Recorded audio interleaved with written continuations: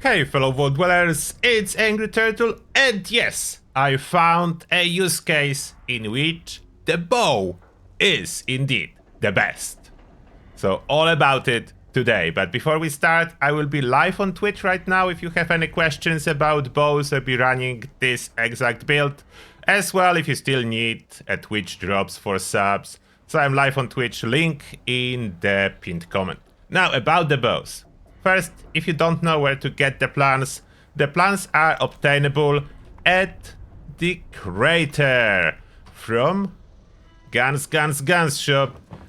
The only problem is you do need to ramp up your reputation with raiders in order for those plans to appear at area inventory. Those are all compound bow mods and the plan for the bow itself. And yes, you need compound bow for the best effect. Regular is not bad either, just a little bit weaker. And crossbow, I will have a couple words about the crossbow, but let's start from the bow. I was testing a lot with different combinations of legendary effects and mods on it. I end up using Blooded, as you can see, with VATS enhanced and VATS optimized. The VATS optimized part is not really important. I could go with weightless or anything else. To be honest, the last star in case of bow is the least important. I really like VATS hit chance. I wanted to use explosive, but I didn't. I will tell you in a moment why it was a failure with explosive on the bow. And about the prefix, Blooded is you are a Blooded build. If you are a full health build, you may be tempted to go anti-armor instigating, but you shouldn't. Unfortunately, if you are considering flaming arrows, the dot on the flame only works well with continuous damage boost, like the standard ones, like aristocrats, Blooded, whatever else that gives a flat boost to your damage, and not conditional ones like instigating or anti-armor, as anti-armor do not work on dot at all. The dot is not using it for some reason. I do not know why, but it is how it is. Now, about modifications, you do need iron sight, as that's the one that give you the best stats, especially range. The glow sight could be used just a little bit worse for some reason than iron one. So iron sight, 300 range, and that's the key factor. This listed range in here makes the bow incredibly effective at high range sniping in VATS. Showcase in a second, but yeah, that's the secret. The range. The flaming arrows. There are different arrows.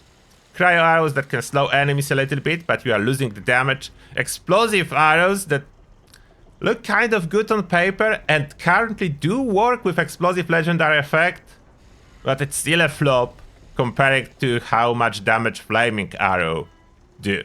And yes, there is like 5-second duration on this flame, but it's a bow. So before you will be able to draw another arrow and fire it, like 2 to 3 seconds will already pass, so most of the dot damage will be applied before you land a second arrow. That's why this dot makes absolute sense, and the radius is huge. Like, radius on this dot is huge, and you are safe.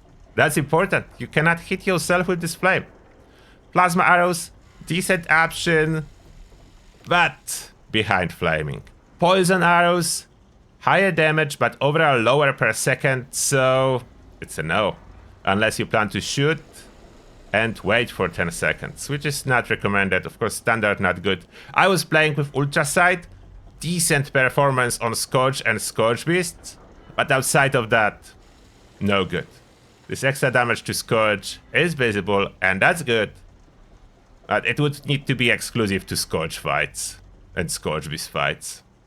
That's why flaming arrow in here. The skills I have 3 different. This bow. Flatwoods is cool too. Bone is the most unique look, so I went with the bone bow for now. How good is it at sniping? Let's find some targets. Let's shoot them. Let me show you the VATS hit chance, and then I will tell you why explosive was a flop. So, look at that, torso, head.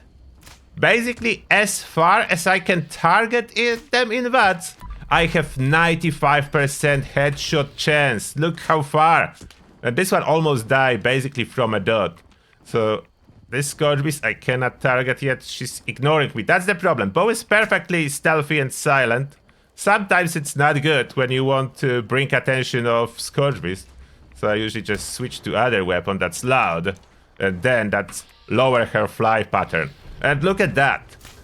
95% hit chance, basically as far as she is. Sometimes even slightly obstructed targets will give you 95%. Only when she's like leaving and behind the trees, the VATS accuracy starts dropping. And in case of the bow, that is a relatively slow firing weapon. Look at the dot damage.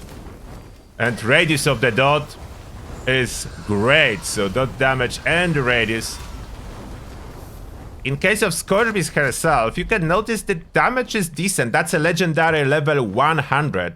So the amount of damage I'm doing here, definitely not a boss killer weapon, but the amount of damage is doing is really good. I would not say I would be using it for killing bosses around the map, but you can absolutely kill a Scourge Beast, even the legendary high level ones. And that's my legendary delivery. What do you bring me?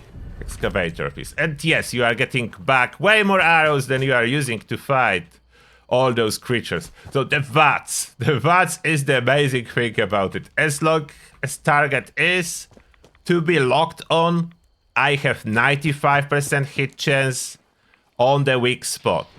Even at full health. So if you want to do the full health, it's still about as good accuracy. As long as you have VATS hit chance on the second star. In case of Blooded build, I was trying, and you can kind of get away without extra VATS hit chance on second star, but I decided to stick with it. It was not worth it to switch to something else.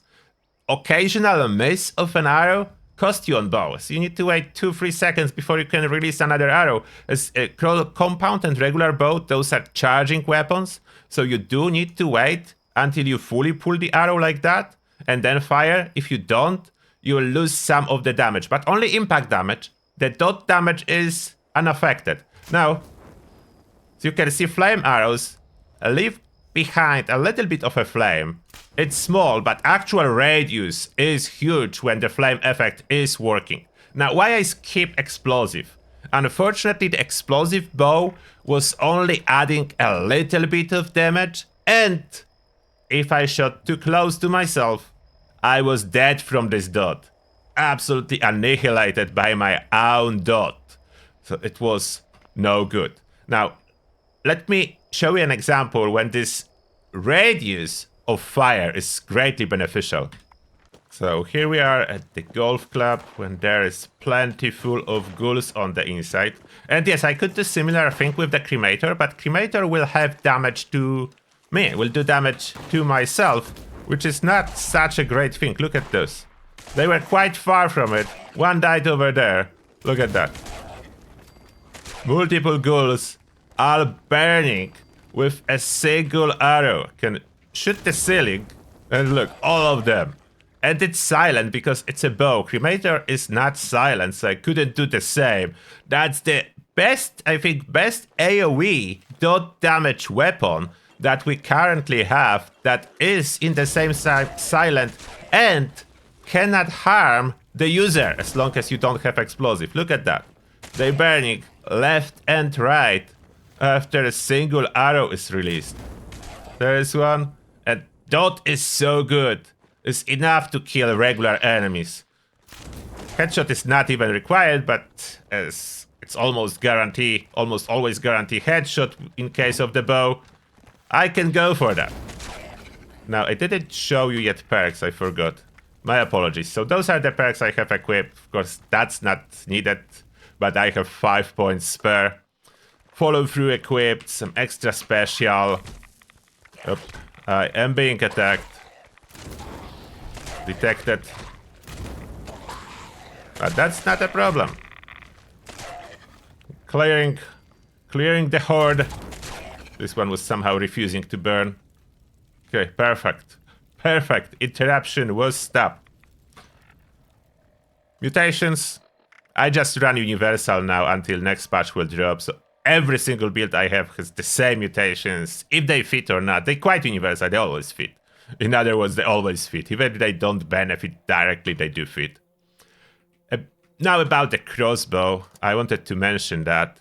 The crossbow, the biggest problem that makes crossbow my secondary choice at anti-armor, it shouldn't be here. I should have blooded. I decided not to upgrade it, as I'm not using it too much. The good thing about crossbow, its dot on poison is way higher than dot on fire, but as you can see, that stats overall are worse than a compound, and range is way too low.